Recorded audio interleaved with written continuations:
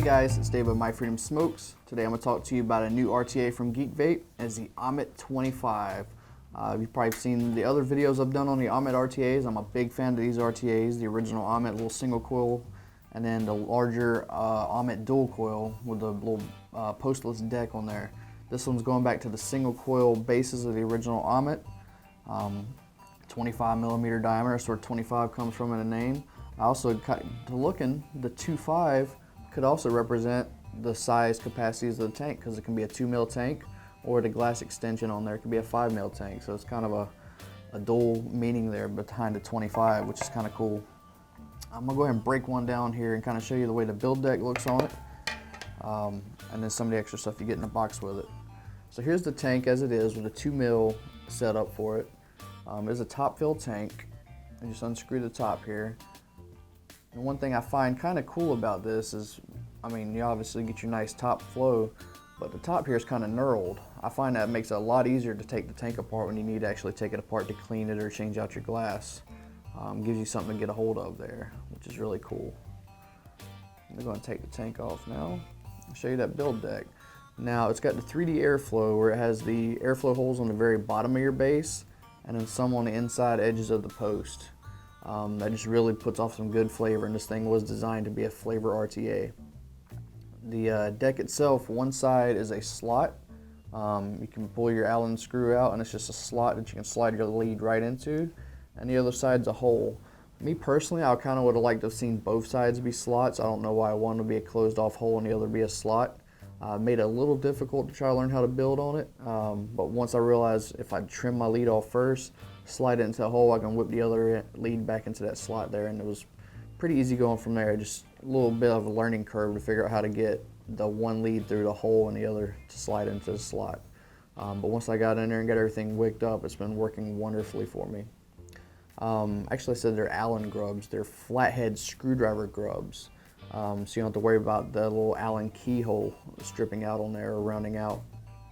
And you do get the little handy three-way tool with it as well.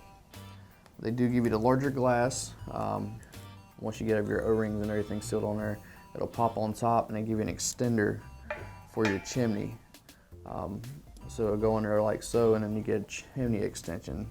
So let me just show you the 2mm, and I got the 5mm set up on the gold one here. Just give you an idea of the difference of the tank when it's in both configurations.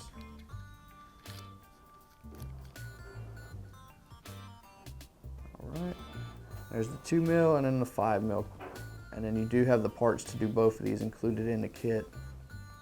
Now the drip tip that comes on there is a nice wide bore Delrin, but it is just a regular 510, so you can pop that off and put a different 510.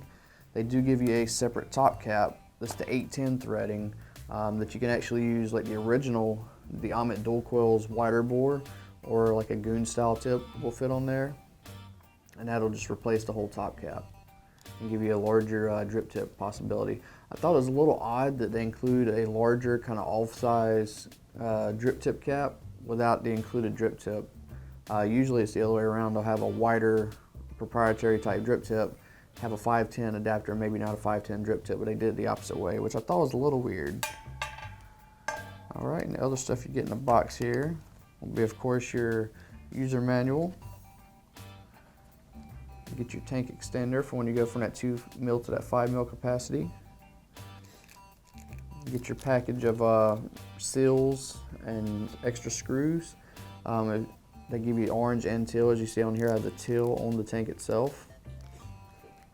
And then, like I said, you get your nice little three-way tool. Oop, I'm dropping stuff everywhere. Three-way tool has two different size flatheads and then a Phillips head on the end. So you can use this to take the tank apart or tighten those post holes. All right, let's get stuff back in the box.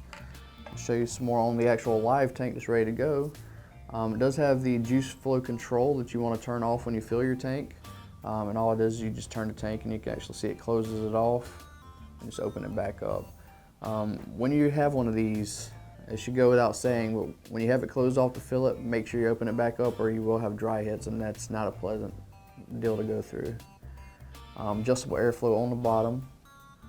Nice clicky adjustable airflow. It's two directions, it doesn't go all the way around. Close it all the way off or open it all the way up. I keep it all the way open. I'm running a single coil. It's reading 0.26. I'm running at 50 watts.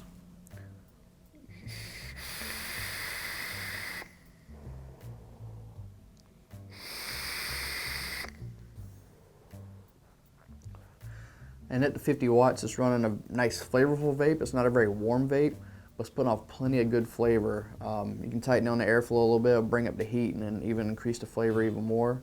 I just like having wide open airflow when I'm vaping usually. But that's about all I can say about the GeekVape Ammit 25. These are available on our website now if you want to check one out for yourself. If you have any questions about it, please leave it in the comments below. As always, this has been Dave with My Freedom Smokes, and thanks for vaping.